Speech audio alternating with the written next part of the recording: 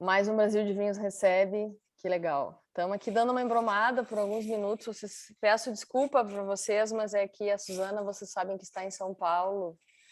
E São Paulo tem o trânsito, né? Então a gente até publicou ali agora nas nossas redes, dizendo que entraríamos 7h35. Ela já chegou, já está em casa. Eu acho que ela deve estar abrindo uma garrafa de vinho também. Então, a gente só tem que dar uma embromadinha aqui de alguns poucos minutos. Esperaremos. Enquanto isso, o povo vai chegando aí.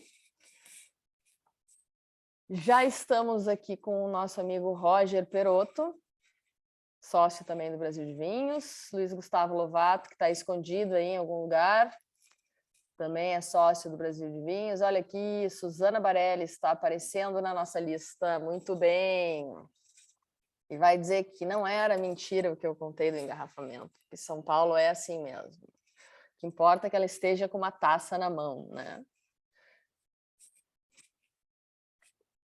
Muitas pessoas chegando, algumas sem câmera porque estão em casa no final do dia, deitadas de pijama, né? Como estaríamos.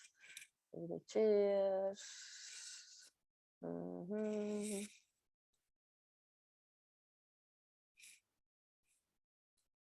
Isso aí, Roger. Tu pode até colocar aí, para dar uma ajudinha aí no chat, as nossas redes, como é que o povo nos acha aí, no Instagram, o nosso site, nosso grupo de WhatsApp, todas essas coisas aí, o contato, @, que precisamos de uma colaboração aí para descobrir quem são os nossos próximos entrevistados.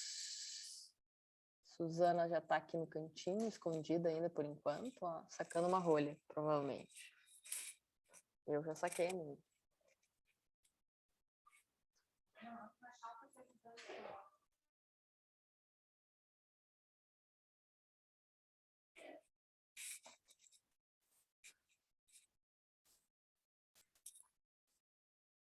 Boa noite a todos. Esse é o terceiro episódio do nosso Brasil de Vinhos Recebe.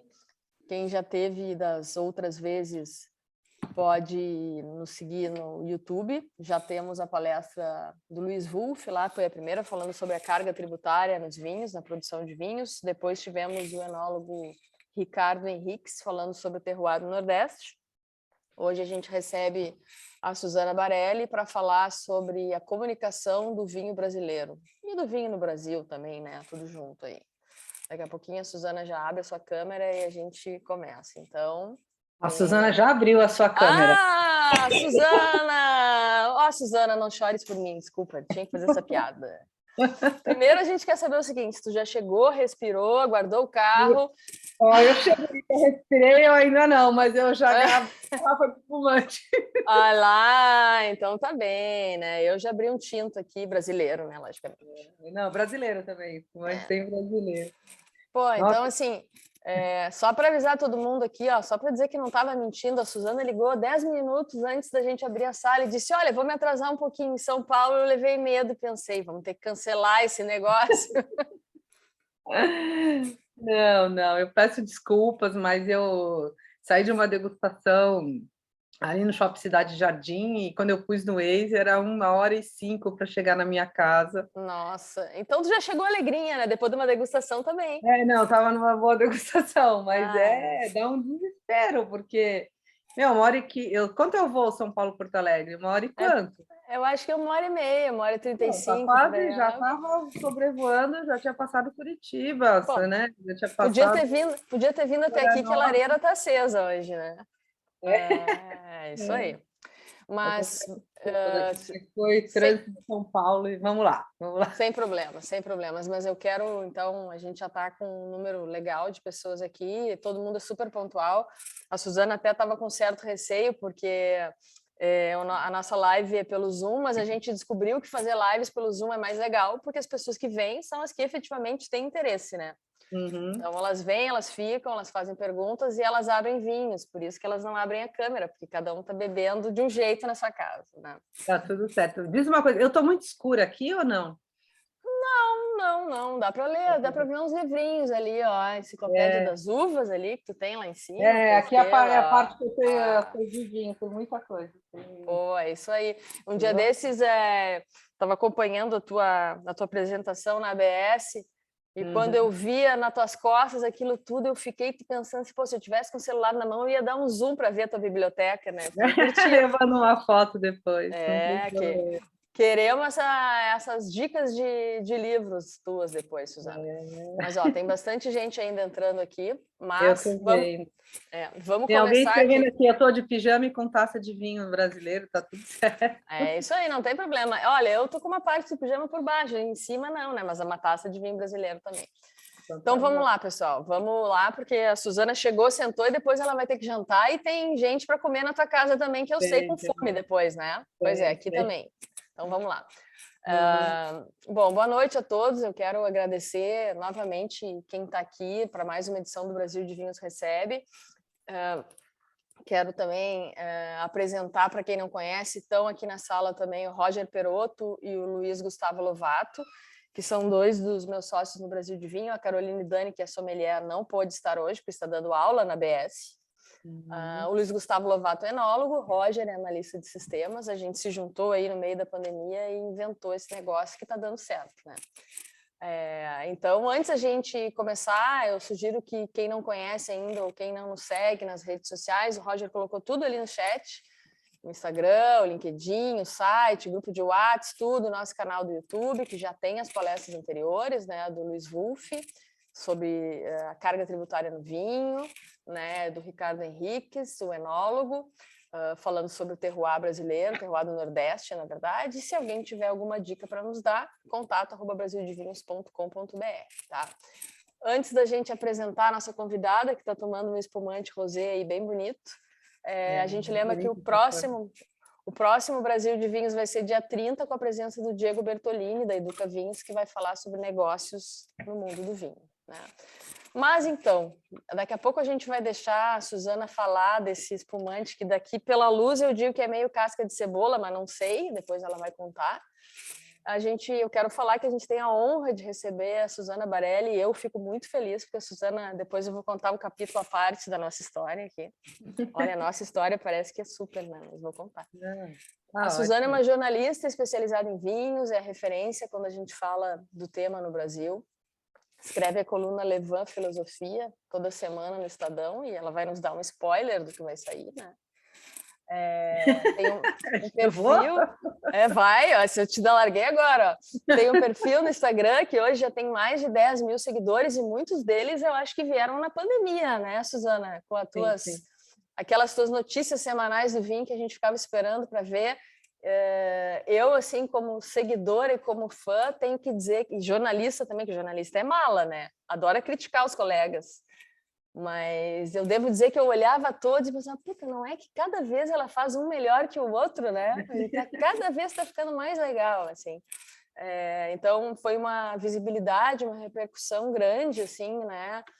E, ao mesmo tempo, além de tudo isso, além de participar também de um monte de degustações, que um dia desses tu comentasse que participasse de, sei lá, centenas delas, tu ainda inventou um negócio chamado Vinho no Quintal, no sítio da tua casa, no interior de São Paulo. Como é que tu vive, hein? Do que isso te alimenta?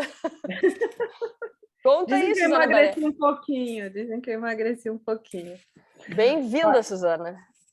Boa noite a todos. Obrigada pela audiência, por quererem me ouvir. A Lúcia já me apresentou super bem. Bom, eu estou aqui, na verdade, a gente primeiro pensou em fazer uma apresentação, aí falei, vai ficar muito formal, vamos fazer bate-papo, vou levantar alguns pontos. E eu primeiro queria contar, assim, porque eu lembro da Lúcia um dia, foi um pouco antes da pandemia, que ela começou a me chamar, estou em São Paulo, queria almoçar com você, estou em São Paulo, queria almoçar com você. E a gente acabou indo almoçar no Mestiço, e foi uma conversa muito legal, assim. Tu perguntou quem é essa louca que está me stalkeando? Não, estava falando, mas sabe... Você foi insistente, vamos dizer assim, mas era uma coisa assim, de eu falar, putz, é alguém que quer aprender, que quer, vamos lá, e eu entrei no Brasil de Vinho, eu gostei da proposta, eu acho que tem muito, você citou várias coisas que eu estou fazendo, eu acho que muitos de nós aqui, A gente está descobrindo o potencial do vinho depois da pandemia ou durante a pandemia, né? Não dá para dizer que acabou a pandemia. Mas você citou coisas que eu faço. Na verdade, eu sou uma jornalista, não sei o quanto vocês sabem da minha vida, eu comecei no jornalismo econômico. Meu pai foi uma figura importante no cenário político e econômico do Brasil, veio do mundo sindical, e eu, assim, meus dois irmãos estão, eu tenho um irmão que é professor de economia, outro que fez engenharia, mas já migrou meio para uma administração, meio economia, e isso parece estar meio no sangue. Eu era jornalista econômica, feliz fazendo jornalismo econômico, e veio um tal de Plano Real, e que a economia estabilizou, né? E aí eu trabalhava na Folha na época, e a Folha teve uma preocupação, acho que foi um dos primeiros jornais que teve essa preocupação, de que as pessoas não vão mais ler onde você vai investir seu dinheiro todo dia, as pessoas querem outros tipos de cobertura econômica. E aí criou-se uma página de comportamento que chamava Os Pecados do Capital.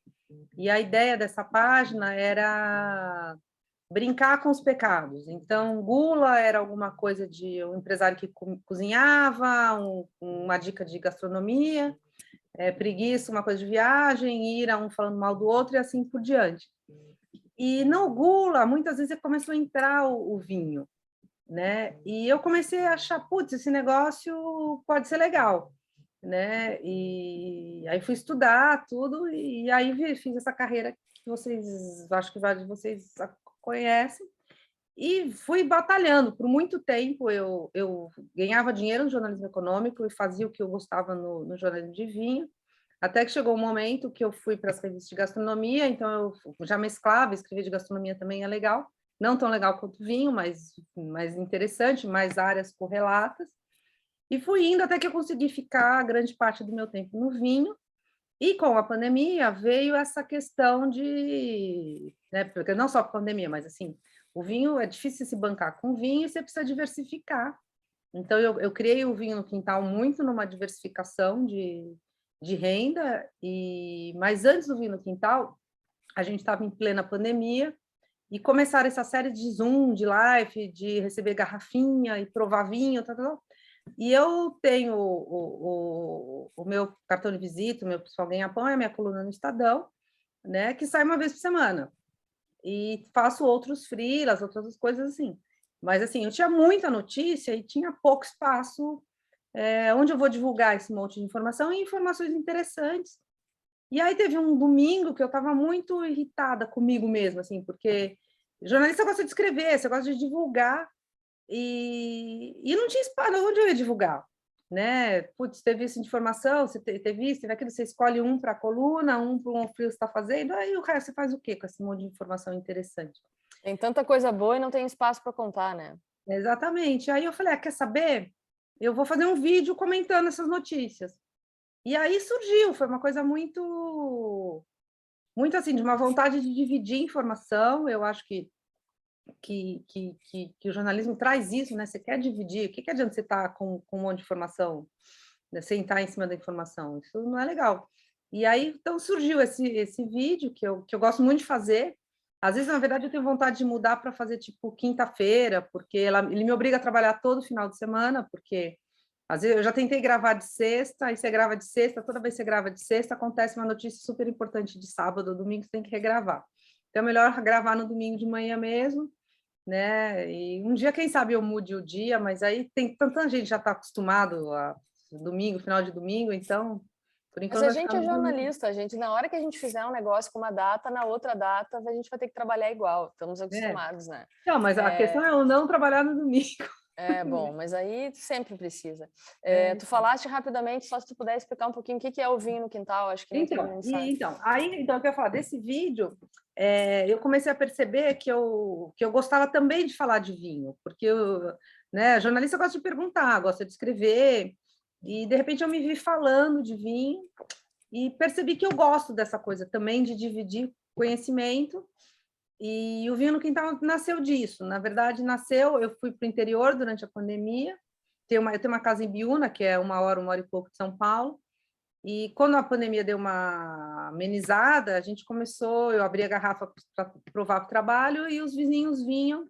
Eu chamava um outro para a gente, na verdade, para resolver matar a garrafa, porque eu abri, vamos, né? Não, você abre 4, 5 garrafas, 6, 7, sei lá, e precisa acabar a garrafa, né?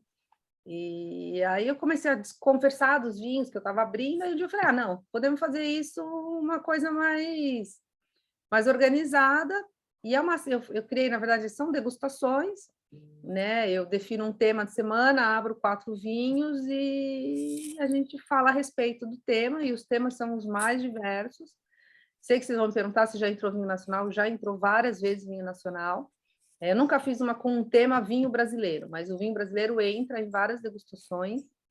E é isso, é no sábado. Atualmente eu tenho feito mais ou menos uma vez por mês, agora nas férias espero fazer mais.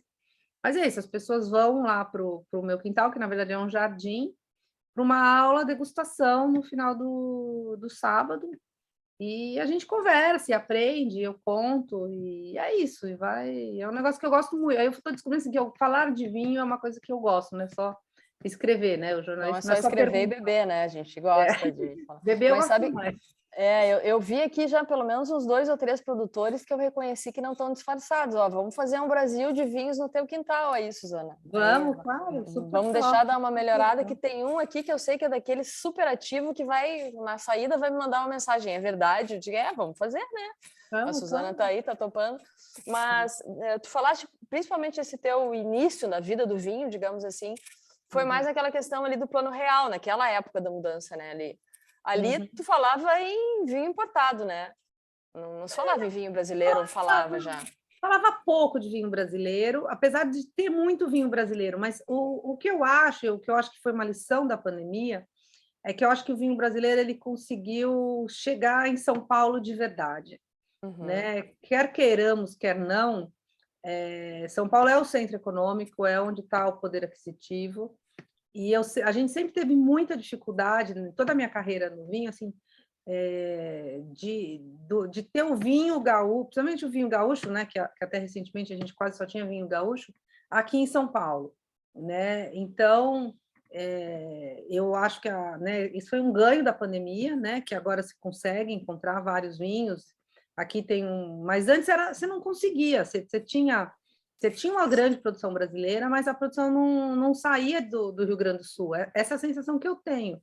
Eu lembro assim, você tinha lá o Forestier, o Amadei e, né, tudo bem, né, 99 com miolo, Pisato, essas coisas, ainda era muito difícil de achar esses vinhos. Sim. Né? Então, para a gente trabalhar, e tem uma coisa que eu falo com vários produtores, e até no sábado passado eu fiz uma palestra, o pessoal da BS aí do Sul, e eu contei ali, eu peguei minha agenda e contei a quantidade de degustação que eu fiz no mês de maio. Foi mês de maio, se eu não me engano. Mas eu estou com os números macros na cabeça, assim, como é que o jornalista tem informação, né? Bem, você liga, você entrevista, você degusta, você vai atrás, mas a informação também tem que chegar até você. E nesse mês, assim, eu tive 3 contatos com vinho brasileiro, e se eu não me engano foi 17 ou 18 contatos com vinho importado. Né? Você pensar a semana tem, né? Você tirando o final de semana, você tem 20 dias por mês.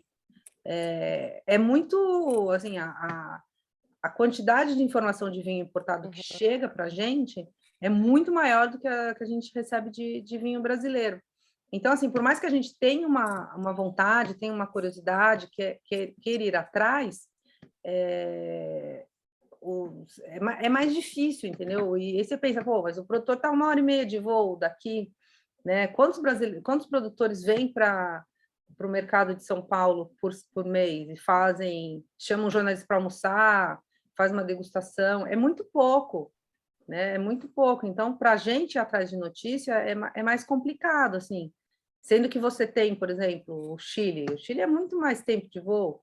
4 horas de voo, e se eu deixar, eu tenho 3 degustações, ou 3 almoços, ou 3 jantares de vinho chileno por semana, né? Mas Então, isso vai muito também pelo investimento da vinícola, pela tradição, quer dizer, a vinícola que vem de fora que já que já exporta mais para cá e tem mais dinheiro para chegar no país, vende mais porque tem dinheiro porque vende mais. Como é que é essa equação? Eu acho que é uma soma de tudo, Lúcia, porque assim, hoje assim, você tem várias lojas de vinho que vendem vinho brasileiro aqui em São Paulo, né? Não é mais assim, o vinho está aqui. Antes eu podia falar, é mais difícil, né?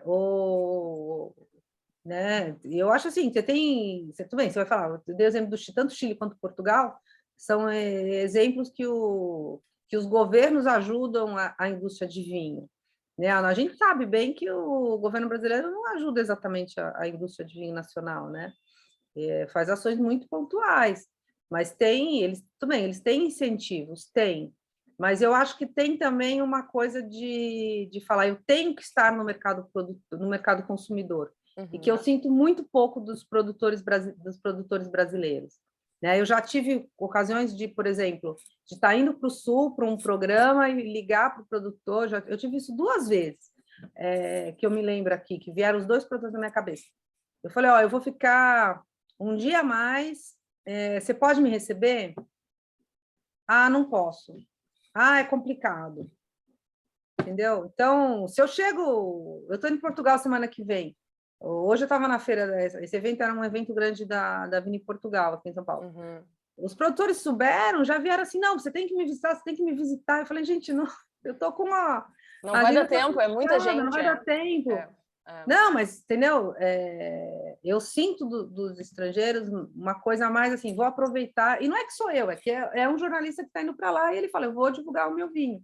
Sim, é mais organizado, a divulgação acontece de uma forma até mais fluida. Quando tu vê, tu tem muita agenda, né? Eu acho que esse tipo de filosofia é algo que falta ainda a gente ter, porque como a gente está aqui, é mais fácil. Então, tu vende aqui dentro, vende internamente, e tu sabe que o mercado de São Paulo é o mercado que dita para tudo, e ao mesmo tempo, a gente percebe por aqui que os viticultores e os produtores de São Paulo, por outro lado, vêm crescendo muito, porque eles estão no centro do país, né? Os investimentos aí na região de São Roque e na Serra da Mantiqueira, a gente vê que estão sendo grandes também, um outro território que está se abrindo para o nosso vinho, né, Suzana? Sim, é um território que tende a ser importante. Eu separaria os dois. Eu falei para vocês, né? Eu tenho uma casa em Biúna, e Biúna é município fronteira com São Roque. Então, assim, vira e mexe eu vou conforme... Não sei se aí no Sul vocês usam tanto. Aqui em São Paulo tem uma ferramenta que chama Waze, que acho que tem no Brasil inteiro. Você põe e vai. Eu vou para Biúna pelo Waze, alguns caminhos eu cruzo, conforme o dia ele me manda cruzar para São Roque. Então, eu passo muito por São Roque. Há muito tempo. Mas o teu Waze deve estar ali viciado, ele vai pelas vinícolas. Com certeza. Né? O teu Waze vai pelas vinícolas. Ele vai no cheirinho da uva. Você viu? Vamos lá. Isso com certeza. Mas então, se ele me manda muito para São Roque. E nessa passagem e tal, por exemplo, a Vinícola Góes, ela está sempre cheia. Ela tá, não é que ela está cheia, ela está lotada. E é um case, assim, eu até às vezes converso com o Luciano Góes, como é que você consegue fazer tanto sucesso? Porque, assim, tudo bem, a Estrada do Vinho aqui em São Roque é um lugar bonito, é um lugar aprazível, você tem várias curvas, tem uma paisagem de montanha que é bonito, né? Mas aí no Sul é mais bonito, porque, né, aqui é pequenininho, lá aí é maior, tem mais videira. Aí, assim, você vê os vinhedos da Góes e só, é muito pouco vinhedo que você vê. A Góes em si, ela tem aqui, ela tem alguns restaurantes que são bons, hoje acho que virou meio um complexo. A gente passava muito pela Góes que eu gostava do restaurante do lado da Góes, né? Mas a Góes mesmo, agora tem uns, acho que tem bem uns 3 restaurantes ali, e não tem nada, você não é que você vê colher... Não é que o vinhedo é longe, você tem que pegar um caminhãozinho para ver o vinhedo. Você não vê tanque, você não vê barrica, tem nada. Ali o que eles têm é uma unidade de engarrafamento e uma loja. E a loja sempre tem. A lojinha está lá. E as pessoas saem de São Paulo e vão para Góes, e tem um laguinho que agora eles reformaram, não pode mais dar comida para os peixinhos, mas eu brincava que eram as carpas mais bem alimentadas que eu conhecia, assim. E o que eu já gastei de dinheiro de ração, porque você para lá, aí criança quer ração lá, compra um saquinho, 2 saquinhos, então todas as crianças jogando ração pro... É uma super mais-valia, né? Você vende a ração, a criança tem a mão de obra que alimenta seus peixes, os peixes ficam gordos, né? Agora eles reformaram, não pode mais dar comida para os peixes. Pô, porque era assim, os pais compravam vinho e as crianças ração, né? Exatamente. Então, assim, você não tem nem que pagar, agora você tinha nem que pagar pela comida do peixe, né? Porque a gente pagava a ração e alimentava. Ainda ganhava uma grana em cima da comida do peixe. Exatamente, exatamente. Mas, assim, o fato é que o lugar vive cheio. E eu sempre falei, eu falava assim, vocês precisam estudar por que essa marca faz tanto sucesso, né? Ela tá perto do centro consumidor, sim, no maior centro consumidor. Você fala, é o melhor vinho brasileiro? Não é o melhor vinho brasileiro. Eu acho que tem um investimento em qualidade, e muitos dos vinhos eles fazem aí no Sul, né? Mas é lotado. Então, assim, tem um saber de enoturismo que aqui, de alguma maneira, eles fazem. Eu sei que agora o enoturismo aí também está muito cheio, mas, assim, a Góis faz sucesso antes de qualquer Garden abrir aí no Sul, entendeu? Sendo que o Sul tem uma paisagem muito mais bonita. Lindíssima, né? Mas, né? Tu falaste algo interessante aí, que é essa questão da qualidade, né? Sem fazer juízo de valor da qualidade de ninguém, mas quando que a gente começou a perceber essa evolução, né? Só voltando aí no tempo, tinha pouco lá, na época do Plano Real, era difícil de chegar, na pandemia chegou mais vinho em São Paulo, centro do país, mas tu tá aí há bastante tempo nesse mercado. Quando tu começou a perceber, bom, vamos começar a falar diferente do nosso vinho? Quando tu te deu conta, né? Quando tu passou a avaliar que o vinho brasileiro é um vinho que já tem seu presente, mas tem bastante futuro também, né, Suzana? Não, com certeza tem. Eu acho, é difícil precisar em ano, mas eu lembro assim, quando eu comecei a escrever, que eu falei, começou o Plano Real, tá? No ano 2000 foi quando eu comecei a falar, bom, vou entender mesmo de vinho, eu já tinha feito curso da ABS aqui de São Paulo, e eu vi assim, muito preconceito com o vinho brasileiro. E eu lembro que em 2001 eu era do Valor, eu fui da equipe que lançou o jornal Valor Econômico, e eu sugeri uma pauta de vinho brasileiro. Então, assim, para eu sugerir a pauta de vinho brasileiro, já devia ter alguma coisa me chamando a atenção, o que esses gaúchos estão fazendo aí? Porque eu lembro que eu sugeri para o jornal, falei, eu queria ir, devo ter sugerido uma pauta X, não vou lembrar o quê, e foi uma viagem assim, talvez já tivesse o Vibra, não sei de quando começou o Ibravin, não sei, mas assim, tinha uns órgãos que representavam o setor, mas não foi nada a convite, foi uma coisa assim, o jornal bancou a passagem, o carro, eu lembro que eu fiquei tipo uma semana aí, e nos 2 últimos dias foi um fotógrafo para fazer as fotos e tal. Então, assim, no ano 2001 já tinha alguma coisa que me chamava a atenção tenho que conhecer mais o que está acontecendo aí no Sul. A gente tinha a questão da safra de 99, que foi uma safra boa, né? Estava começando a falar de espumante. Aí o que eu lembro, eu não vou lembrar datas exatamente, mas eu lembro assim aí comecei aí, mas fui essa vez, mas fui outras vezes. E eu lembro assim de voltar no começo muito impressionada com o espumante brasileiro, né? Isso já um pouco mais, sei lá, 2005, 2006, não vou saber quando, mas nos anos 2000 e alguma coisa. E aí eu lembro que 2 anos depois, uma coisa assim, eu voltei para o Sul e eu voltei muito decepcionada dos espumantes brasileiros. Tu achava que ia haver uma evolução muito grande e estava estacionada? E tá mais do que estacionado. Tinha vinhos que eu achava que tinha caído a qualidade. Eu lembro muito disso, assim, de voltar triste, falando, nossa. E eu acho que teve isso mesmo, que teve a sensação que eu tenho, isso é mais empírico, nunca fiz nada estatístico para saber, mas que a qualidade começou a melhorar, aí todo mundo começou a falar bem do espumante brasileiro, e aí parou-se de pensar em qualidade. Eu acho que, né, tem um produtor brasileiro, que eu não vou citar o nome, que uma das pessoas é bem minha amiga, e eu falo, eu não vou elogiar seu vinho hoje, porque cada vez que eu elogio, o seu vinho sobe R$10, então não vou elogiar.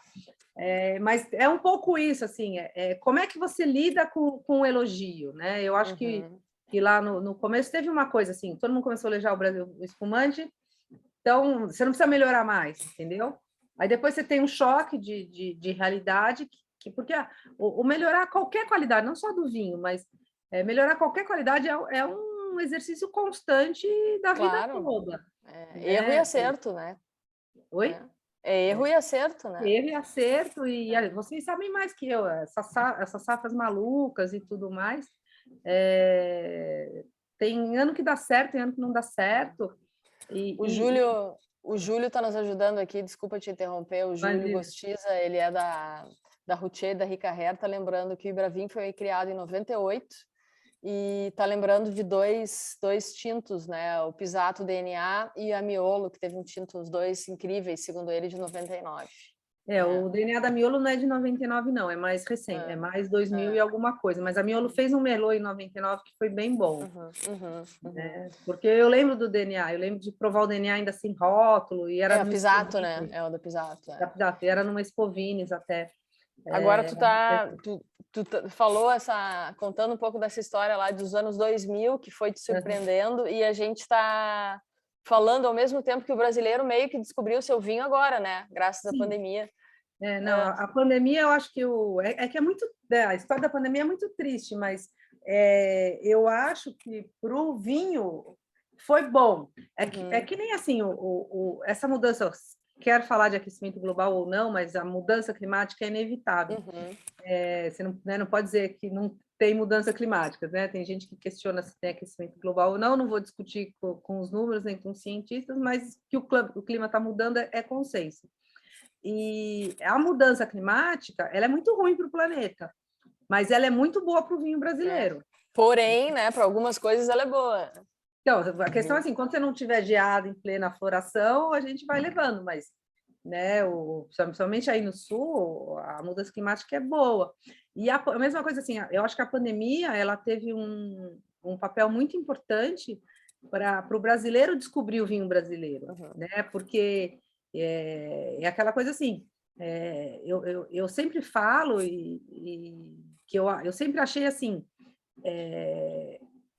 eu não levanto a bandeira do vinho brasileiro. Eu, Suzana, jornalista, eu levanto a bandeira do vinho, né? Eu acho que o vinho, eu quero beber um bom vinho e eu gosto da diversidade do vinho. Então, assim, eu gosto, né? O vinho aqui tem um dia que eu quero tomar um vinho, por exemplo, o vinho brasileiro tem uma acidez que é muito legal, que é muito gastronômico. Então, se eu vou um vinho que eu vou pegar com uma comida, ou que eu vou, por exemplo, com uma pizza, eu procuro um vinho brasileiro, né? Se eu quero um vinho, sei lá, um vinho de sobremesa, aquela que você acabou de almoçar e quer ficar contemplando, eu vou no vinho do Porto, né? Eu vou no vinho pela diversidade do vinho, né? Mas mesmo assim, quando eu abro um vinho brasileiro aqui em casa, eu precisava, antes da pandemia, fazer uma catequização. Abrir vinho brasileiro e abrir vinho de screw cap. E todo mundo acha que na casa da Suzana não vai ter screw cap e só vai ter, sei lá, Bordeaux Premier Cru, né? Deve ser, sei lá, o que os meus amigos pensam. E você tem que catequizar e mostrar que, peraí, tem vinho e tem vinho de qualidade. Eu acho que a pandemia, ela trouxe isso muito para o vinho brasileiro, né? Que o consumidor foi provar por diversas razões, né? E percebeu que é um vinho bom, né? Que é o melhor né? O melhor de tudo é isso. Ele provou e ele gostou.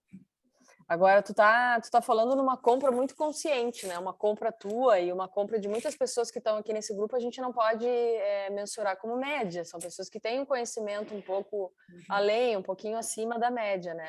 Como é que o brasileiro compra vinho, Suzana? O brasileiro compra vinho pelo preço? Ou o brasileiro compra pela marca? Como é que o brasileiro escolhe numa prateleira virtual ou física, vou levar este tinto, esse branco, esse espumante? Então, eu não sou a fonte Pergunta de $1 milhão, eu sei.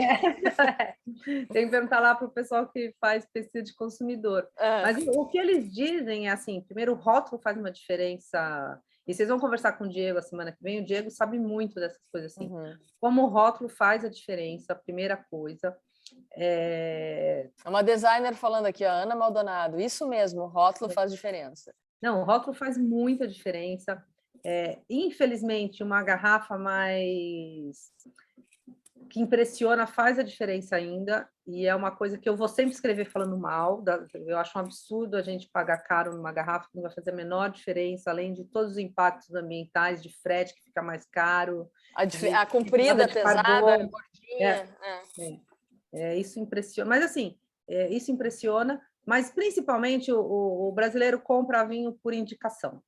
E é indicação muito mais de amigo, de gente que ele confia no mundo do vinho do que qualquer outra coisa.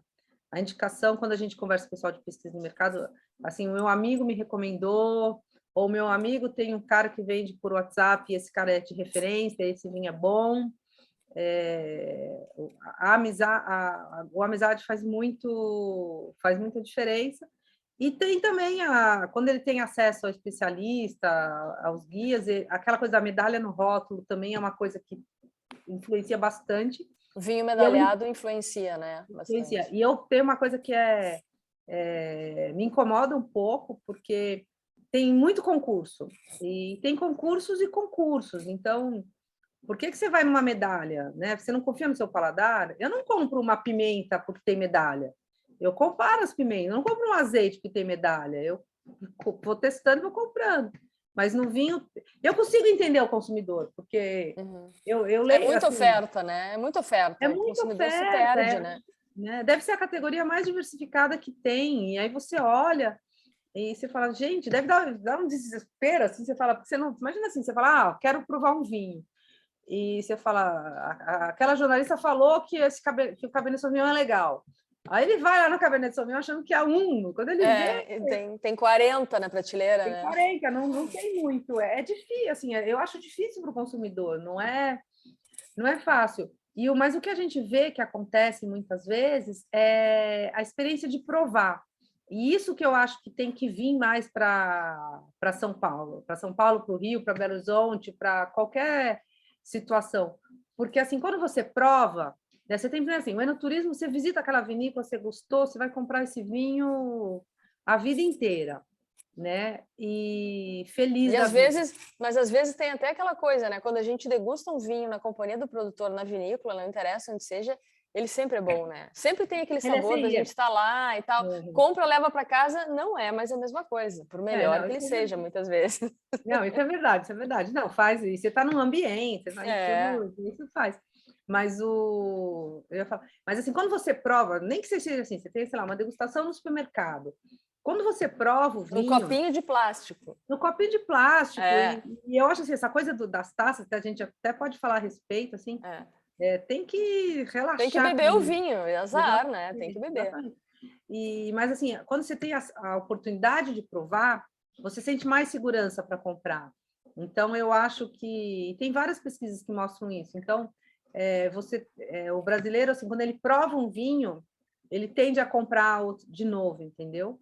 Porque ele, quer dizer, ele provou e gostou, né? Porque ele pode provar e odiar, e aí ele não vai... Você perdeu o consumidor, mas... Ok, você tem que acreditar na qualidade do produto que você está fazendo. Sim, é uma frase que a gente já ouviu aí de muitas pessoas repetindo, nunca vai se descobrir a origem, né? Mas só vende vinho quem abre vinho, né? Essa frase é velha. Para tu vender o vinho sem que abrir. É verdadeira, é super verdadeira. Né? Agora, isso que tu falaste ali o cara ouviu que o Cabernet Sauvignon é bom, ele leu na coluna da Suzana que o Cabernet Sauvignon é bom, chega lá no mercado, tem 40 rótulos de Cabernet Sauvignon. O que as vinícolas podem fazer? Tu já deu um pouco dessa tinta ali antes, que ela tem que chegar mais perto. Mas como é que a vinícola se diferencia? Como é que aquela que tem o Cabernet vai se diferenciar das outras 39 que estão na essa é a pergunta de Tô tentando aqui, eu tô fazendo uma volta. Se eu tivesse a resposta... Não, mas eu acho que você tem que pensar... Por exemplo, eu vou voltar ao Diego de novo. Eu fui no seminário do Educavinho recentemente e ele falava, olha o seu nicho, por exemplo. Tem um cara que é piloto e ele faz vinho e hoje ele vende para tripulante, aeromoça, tal. E no começo ele queria vender para o mundo todo. Aí ele falou, não, mas peraí, você tem um nicho, você fala uma linguagem que o tripulante entende, né? Então, assim, às vezes apostar em nichos, apostar em mercados, tem todas as estratégias de marketing que você pode ir atrás. Não estou dizendo que é fácil, Mas eu estou dizendo que são caminhos que você não precisa falar assim, o meu vinho tem que estar em 80 mil pontos de venda, né? Você vai descobrindo nichos e aí depois, com o tempo, você vai ampliando, né? E agora eu acredito muito nessa coisa de dar a prova, né? Como os portugueses falam, né? Dar a prova do vinho. Você prova e quem prova gosta, mas aí tudo bem, você precisa ter um esquema, você precisa ter uma loja, você precisa fazer um evento, você tem várias ferramentas. Tem que ter estoque para vender, não pode o cara querer ouvir e não ter, né? Exatamente, ou você monta grupos de WhatsApp, tem essas live commerce que estão na moda, então você tem ferramentas de marketing. Hoje, com o mundo digital, você tem muita coisa que você pode fazer para chegar no consumidor. Em nenhum momento estou dizendo que é fácil, estou dizendo que é possível, entendeu? E você tem, porque se a gente pegar, por exemplo, a Wine Intelligence, ela faz uma pesquisa sobre consumidores, né? Sobre novos consumidores. E tem chegado muito novo consumidor brasileiro ao vinho, né? O Brasil está meio na contramão do mundo, né? O mundo, o pessoal está querendo beber menos, aqui a gente está, né, novos consumidores e querendo beber mais. Então, assim, você tem um consumidor que quer informação, né? Aquela coisa que eu sempre me pergunto, como é que a Góes consegue mandar 10 ônibus de turismo todo sábado para São Roque, né? De alguma maneira, ela consegue, né? Então, assim, tem caminhos. E essa coisa do beber mais, tu deste uma tinta já naquele papo também da ABS que tu comentaste antes, que é sobre o consumo do brasileiro, né? Que aí é 2026, se eu não me engano, aquele dado para chegar é uma pesquisa do pessoal da Ideal Consulting. Tem uma coisa que está ajudando muito, e não só ajuda o jornalista a trabalhar, mas acho que ajuda as empresas também. Antes, é como se todo o mercado de vinho fosse muito informal. Não sei se informal é a palavra, não é informal a palavra certa. Ele era mais fechado, e você... Por exemplo, uma coisa que eu começo a ver no Brasil, que a gente vê muito lá fora, que é um enólogo trocar opinião com o outro, né? E trocar opinião de verdade, trocar para ajudar, entendeu? Para ajudar e aprender, não é para sacanear. Né? Exatamente, né? Você vê, por exemplo, o exemplo dos Douro Boys lá. Eles são concorrentes entre si, mas eles se ajudam, né? E o se ajudar não é trocar meu trator quebrou, empresta o seu, tá? Isso acontece também. Mas aquela coisa, nossa, eu provei seu vinho está com brete, provei por que você não faz o corte diferente, né? E que eu vejo pouco eu vejo crescendo entre os produtores brasileiros, mas não é, ainda dá para desenvolver muito mais, né? Mas isso é uma coisa que aqui, assim, dando uma opinião mais local aqui no Sul, é algo que a gente já vê, assim, principalmente nessa geração que está vindo aí dos 20 e poucos anos, que a terceira, às vezes a quarta, em alguns casos a quinta geração, que muitos estudaram fora, né, tiveram em vinícolas, muitos deles nos Estados Unidos e tal, e eles já estão fazendo esse tipo de interação, a gente vê bastante. Isso é muito bom. Eu acho assim, eu vejo isso acontecendo, eu acho que é uma coisa assim, que vai crescer, que está crescendo, mas assim, antes você não tinha isso.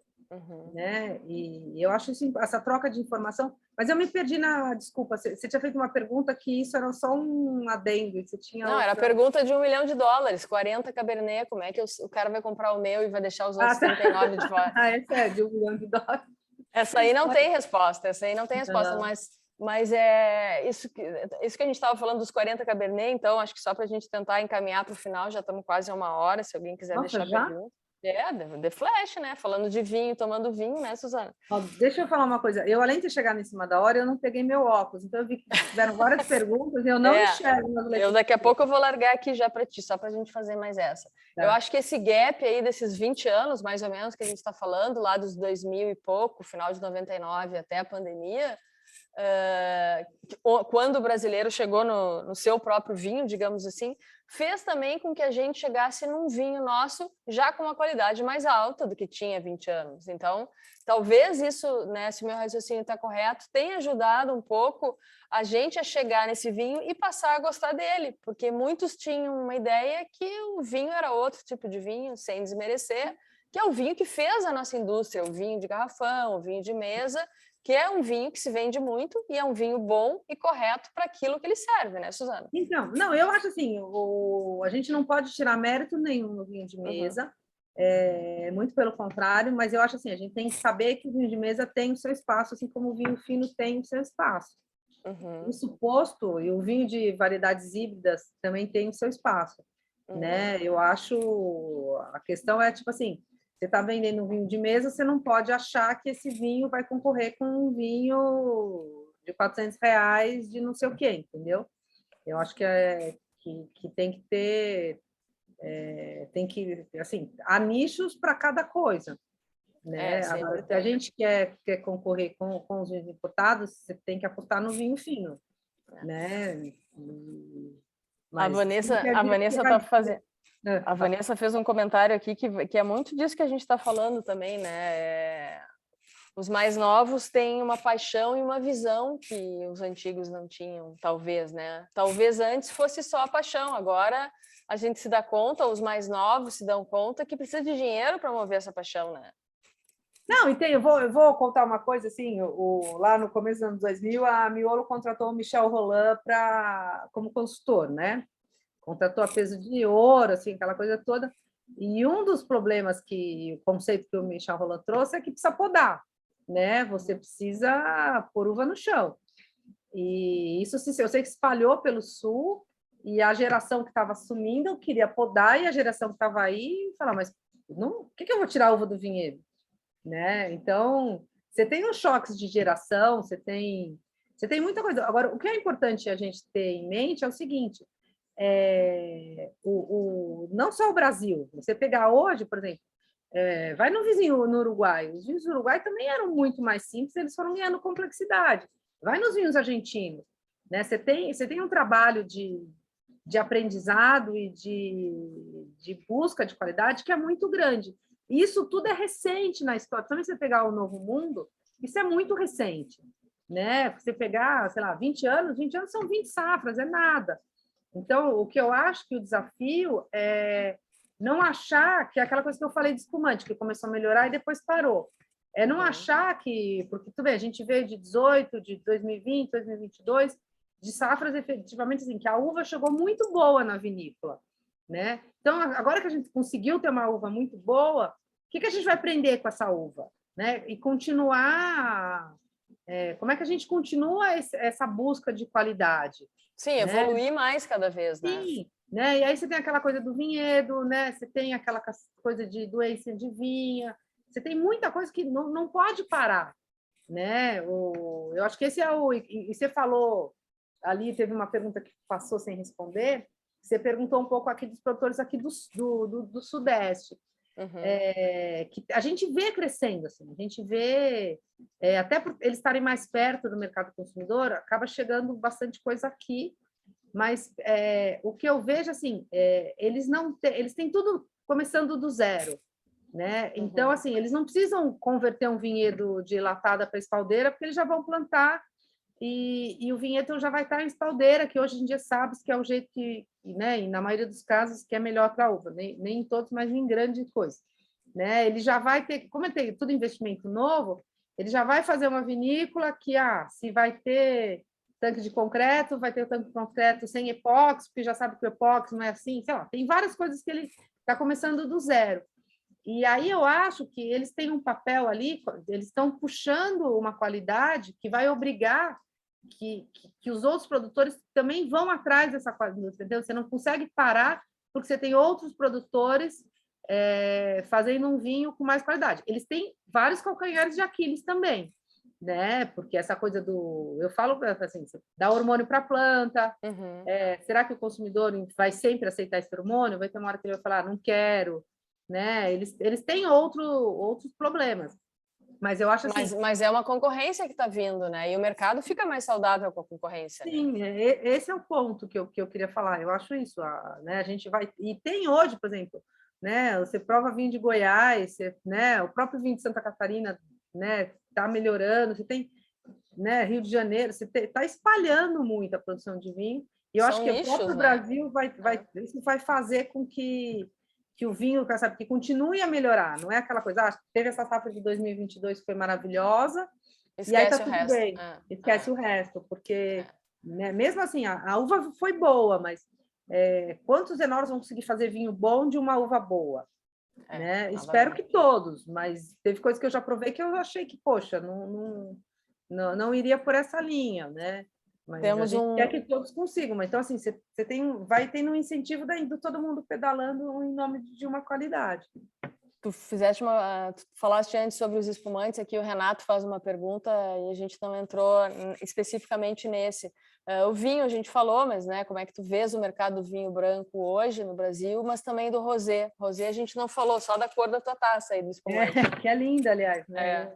É a cebola ou não? Não, um pouco mais, um pouquinho mais viva. Um pouco mais viva. Eu vou te falar, é um bom produtor brasileiro. Isso aí depois tu me conta no fim. Mas então, isso que o Renato pergunta aí. Então, na verdade, assim, o que tem do rosé, eu acho que de todos os vinhos, o rosé ele consegue ser o vinho que menos assusta o consumidor, né? Ele já sabe que é um vinho despretensioso e é um vinho que, na maioria dos casos, e aqui vai o vinho brasileiro, vai o chileno, vai o argentino, vai principalmente os vinhos do Novo Mundo e um pouco do sul da França. Ele sempre tem um açúcar residual que o brasileiro gosta bastante, né? Então ele não é doce, mas ele é quase docinho, né? Ele tem uma coisinha ali, ou tem a fruta muito madura que dá a sensação desse doçor. Mas eu vejo muito assim, o rosé ele conseguiu ter uma linguagem de uma bebida mais descompromissada. Então é uma bebida que o brasileiro bebe sem medo, né? Então isso é uma das coisas que explicam por que o rosé cresce tanto, é uma categoria que cresce bastante. A gente vê em todas as tabelas, assim, tem um crescimento grande, e eu acho que entra muito nisso, ele entrou como um vinho que você consome sem culpa, entendeu? Eu acho que isso é até um convite para os outros vinhos, porque a gente pensa, tem tantos vinhos tintos que você pode consumir sem culpa, sem ficar pensando que aroma que tem, que complexidade, mas o rosé conseguiu pegar bem isso, eu acho. Falaste uma coisa aí que me lembrou uma pauta, assim, só para a gente já encaminhar para o final, aí, que eu li um dia desses, essa coisa do descomplicar o vinho, né? Descomplicar o vinho, eu acho que é uma expressão que já está um pouco gasta, assim, porque a gente estava falando antes, o copinho pode ser de plástico no mercado para tu provar se é bom, pode ter screw cap, mas isso é uma opinião muito minha também, assim, até onde eu vejo, o consumidor não quer muito saber que aquela uva veio da margem direita, da margem esquerda, o solo era calcário, que o povo da BS aqui não me xingue, mas quem compra o vinho e para sentar para beber, ele não está preocupado com isso, tá, Suzana? Não, ele não está. O que ele mais quer saber é a harmonização. E a minha teoria é que ele quer saber a harmonização por saber, porque ele não segue. Eu duvido que as pessoas sigam a harmonização como perguntam de harmonização. Eu duvido, assim, eu falo às vezes assim, não, mas vai harmonizar, e aí você... né? O melhor exemplo, o pessoal toma Cabernet Sauvignon com queijo branco e acha que está tudo certo. E não chocolate, é problema, né? Chocolate vai com tudo também, né? Exatamente, né? Fondue de chocolate. Né? Bolo de casamento com champanhe, com espumante bruto também, né? Que não... Então, assim, ele quer muito mais saber da harmonização do que as outras questões. E assim, eu tenho certeza, aquela que eu falei, eu brinco, mas assim, você vê que a pessoa não segue, mas ela quer saber, né? Não sei por quê. Mas eu acho, assim, muitas vezes, assim, a história do vinho ajuda a vender e a você ter um assunto para falar do vinho.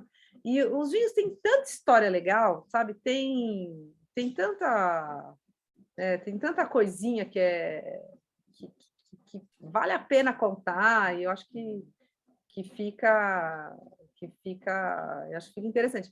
E o fato da variedade da uva, na verdade, é uma segurança que o consumidor tem, não sei por quê, mas ele vê lá, é um Cabernet Sauvignon, eu já ouvi, agora faz tempo que eu não escuto isso, mas assim, das pessoas falando, nossa, eu adoro Borgonha, eu bebo Borgonha e tal, mas essa tal de Pinot Noir eu não gosto muito, não. É isso, né? Você está comprando, você gosta do vinho da região, mas você não sabe que a uva de lá é a Pinot Noir. Então, adoro Chablis, mas não gosto de Chardonnay. Exatamente, exatamente. Vamos fazer a última pergunta da Vanessa aqui, porque a Suzana, eu sei que tem um jantar para dar ainda aí, né? Que está em casa. Boa, tá tudo certo, mas pode falar, vai lá. Para a gente finalizar aqui com a Vanessa, que faz uma pergunta que às vezes é um tipo de bebida que nem todos concordam, né? Mas uma uva que nem todo mundo concorda e tal, que são os moscatéis. Por que os moscatéis não são, segundo ela, tão trabalhados no Brasil, né? A Vanessa acha que é uma uva que agradaria a todos, de norte a sul, assim. Tu acha que a gente ainda tem um preconceito com essa uva? Eu acho que tem um pouco de preconceito, sim, essa questão de ser mais docinho. Agora, quando a gente vê, é muito interessante, assim, quando a gente vê, principalmente crítico internacional, eles valorizam muito o moscatel brasileiro. Eles falam, é muito assim, por que que uma questão, por que que o Brasil não aposta no moscatel, né? Eu já ouvi essa pergunta de várias pessoas e eu sinto assim que a indústria está fazendo mais moscatéis. E os moscatéis, da última vez que eu fiz um painel grande de espumante, assim, eu me surpreendi com a qualidade crescente de moscatel, né? Antes eu até torci um pouco o nariz, eu confesso, e começaram a aparecer coisas que eu achei muito mais interessante, porque tinha uma época que os moscatéis brasileiros, para mim, eles eram meio desequilibrados, assim, sabe? Tinha essa coisa de ter uma pretensão de ser um pouco mais leve, mas tinha o doce, e agora eu acho que está acertando mais. Mas eu acho, e quando a gente vê nas conversas com especialistas, tem muita gente prestando atenção no moscatel. Eu acho que é uma questão de tempo o moscatel explodir, assim. E quando a gente pega dados de venda de espumante, na categoria espumante, o moscatel das diversas ali, é a que mais cresce, se eu não estou enganada. Então, eu acho que é uma questão de tempo, Vanessa. De tempo. Tu já falaste muitas vezes, né? E eu vou fazer essa pergunta só para tu repetir, que tu não tem bola de cristal, né? Mas o que a gente vê aí nos próximos tempos do vinho? O que vai se destacar do vinho brasileiro, né? Para onde a gente pode olhar com mais um carinho para tudo, mas o que vai despontar mais aí nos próximos tempos, Suzana? Para onde a gente tem que olhar? Eu não tenho bola de cristal. Eu sabia que ela ia dizer isso. Mas tudo bem, você já falou, então já posso usar.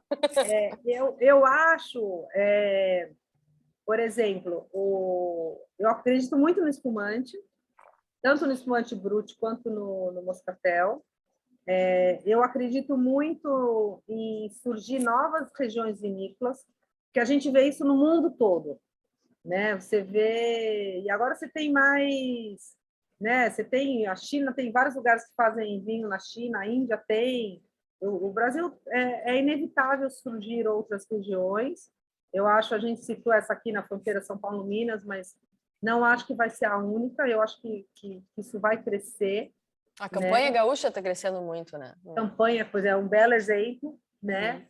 E eu acho que a gente tende, vamos falar de campanha em serra, com exceções, por exemplo, você vê a Borgonha. A Borgonha você tem branco e tinto. Você não tem branco, tinto, tem um pouco de espumante, mas depende da região. Mas não é que você tem branco, tinto, rosé, espumante doce, moscatel. Eu acredito que vai acabar com o tempo as pessoas as vinícolas descobrindo mesmo qual é a sua vocação. Aqui a campanha é mesmo um lugar de tinto e branco, ou que tipo de... Essa diversidade vai focar um pouco mais, digamos assim. Eu acho que sim, porque eu acho assim, como o Novo Mundo, a gente tem uma grande vantagem que a gente pode fazer tudo. Né? Você está em Bordeaux, agora recentemente foram aprovados lá 6 novas uvas que você pode plantar.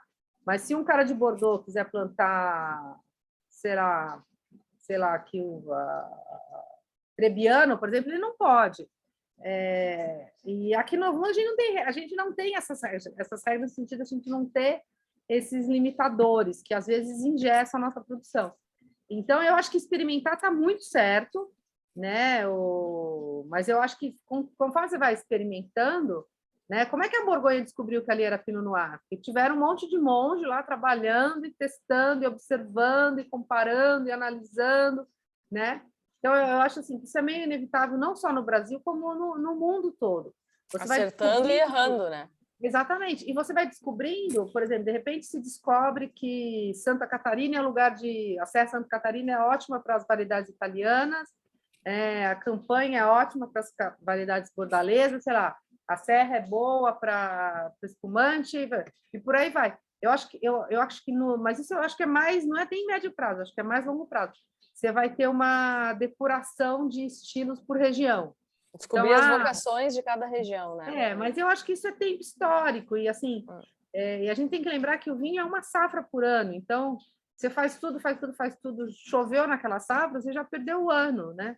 Você faz tudo, deu tudo certo, você tem uma safra, você tem que esperar mais 365 dias para testar a segunda vez, entendeu? Então, é tudo uma questão do tempo, a gente não pode ser tão imediatista assim.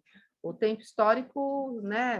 Como eu falei, esse exemplo da Borgonha sabe que é Pinot Noir, mas, meu, é Idade Média que eles estavam vendo isso, gente. Idade Média, né? O Brasil era muito diferente, então...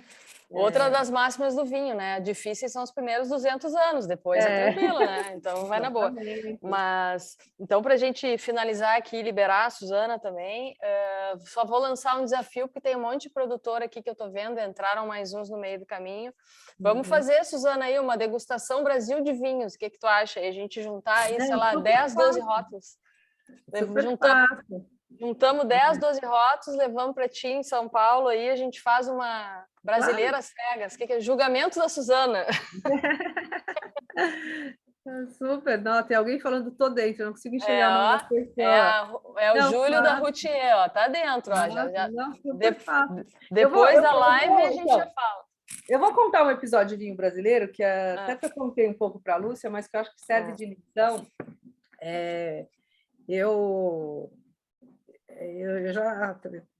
Eu já trabalhei em várias publicações, né? E quando eu trabalhava tanto na Prazeres da Mesa como na Menu, eu era responsável por organizar as degustações das revistas. Então, eu fiquei lá por, sei lá, uns 10 anos, eu organizei todo mês uma degustação. E eu sempre tive, assim, que pelo menos uma vez por ano tinha que ter uma degustação de vinho brasileiro. E era assim, cada vez que eu falava, esse mês é vinho brasileiro, era um mês, assim, que para mim era um desespero, porque eu lembro, assim, uma vez que eu queria fazer uma prova, que era como foi a safra, acho que 2009 ou 2010, uma coisa assim. Aí liga para a vinícola e pede o vinho, então, sei lá, pedir Merlot, Cabernet, sei lá o quê, safra 2010. Não faz tanto tempo assim, né? 10 anos, 12 anos. Não faz. Ó, porque eu entrei na Prazeres em 2005, em 2009 eu fui para a Menu e fiquei até a revista fechar, que tem uns 3, 4 anos, sei lá. Mas eu lembro assim, então, por exemplo, eu lembro bem disso, era uma safra, era uma degustação de safra. E aí, assim, o produtor, e a gente comprava, sempre comprou vinho. O produtor mandava o 2008. Mas o meu 2008 está melhor que o meu 2010. Mas eu falava, mas a pauta não é essa, né? Ou então, assim, vinha o rótulo rasgado. Aí eu ligava para pedir uma foto do rótulo, que o rótulo é rasgado, aí o produtor falava, eu mandei rasgado mesmo, porque é para revista. Só que assim, eu estava comprando, né? Não, além de estar comprando, assim, vai divulgar o produto, né? A imagem, a marca, a reputação, né? Sim, o cara tinha que, sabe, mandar, sei lá. Tem que pegar o mais lindo de todos, né? Exatamente. Para foto. Né? Então, eu estou contando isso para falar, isso é um passado muito recente, e a gente vê que isso está mudando, né? E isso é muito bom ver que está mudando. Primeiro, assim, você já consegue comprar vinho, você não depende de vir, e aí você falava, não, mas você tem... Aí, assim, o cara fala, não, vou te bonificar o vinho, mas o frete era 3 vezes o valor do vinho, né? Então, assim, você tem uma série de entraves que hoje estão... que a pandemia, acho que foi muito bom para o vinho brasileiro, nesse sentido de desarmar esses entraves, né? Você tem... Né? Eu lembro uma vez eu fiz um roteiro para o Paladar, que era a loja de onde comprar vinho brasileiro em São Paulo. Aí procurei lá, eu sabia de 2, 3, achei mais, sei lá, fiz 7 lojas. E eu fui atacada, porque eu esqueci de fulano, de Beltrano, de não sei o quê, porque tem muito mais gente vendendo vinho brasileiro aqui no Sudeste. Isso é muito bom, né? E vira e mexe, chega alguém, não, porque eu estou no nicho do vinho, né? Tem um cara só, vinho, sei lá o quê, com a característica tal do Sul. Então, nossa, me perdi de novo, por que eu estou falando isso? Mas assim, eu acho que tem um aprendizado, é muito vinho, gente, é muito... Não, mas assim, Suzana, agora então vamos te liberar aí, vai acabar teu espumante, o pessoal aqui também Já curtiu? Eu só vi, sou eu que estou bebendo. A Lúcia não bebeu nada. Eu também, eu tô aqui, não, mas é que eu deixo ela sempre com um pouquinho aqui, né? Mas eu queria, te agradecer muito, dizer que eu já larguei aqui 2 desafios para todo mundo. O primeiro é Brasil de Vinhos no Quintal de Ibiúna, que quando tiver um clima bom a gente faz. E o segundo, eu vou juntar um povo aqui e nós vamos aparecer na tua casa aí com um monte de garrafa para fazer uma degustação brasileira. Vamos. Os 2 desafios estão aceitos. Né? E eu queria falar assim, eu gosto de dividir informação. Ó, tem alguém respondendo aí, está querendo uns 2. Quero os 2. É isso aí, Ana. Né? Então, eu queria falar para quem não tem, anota meu Instagram, que é o meu nome e meu sobrenome, e eu tento, normalmente, se tiverem dúvidas, essas coisas, eu tento responder. Nem sempre eu consigo, mas eu tento mesmo responder. Não, ela responde. Às vezes demora um pouquinho, pega um trânsito, mas responde. Suzana. Responde dirigindo, né? Que é o pior. Você fala, guarda, os filhos querem te matar, que você está usando o celular no volante. Mas vamos lá. É isso aí. Pessoal, então, assim, queria agradecer muito todo mundo aqui mais uma vez, né? O nosso terceiro Brasil de Vinhos recebe. Se vocês tiverem dicas de outras pessoas para conversarem conosco, né? Que conversem conosco aí antes do jantar da família, que nem a Suzana tomando um espumante. A gente aceita. Suzana, nem tenho palavras para te agradecer.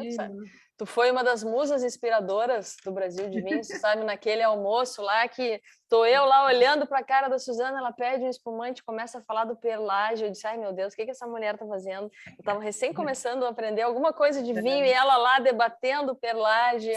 Meu Deus, o que eu vou falar nesse almoço, né?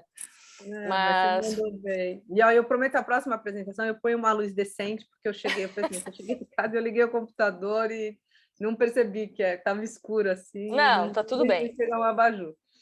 Pessoal, nos vemos todos, então, dia 30 aí. Quem quiser já se inscrever, né, para o dia 30. E se quiserem fazer fotos, marcar, compartilhar aí, por favor, @Brasil de Vinhos, vamos adorar. Muito obrigada para todo mundo. Boa noite, Suzana. Mais uma vez, muito obrigada. Até a próxima. Um brinde para todos vocês. Um brinde para todo mundo aí. Tchau, tchau. Boa noite.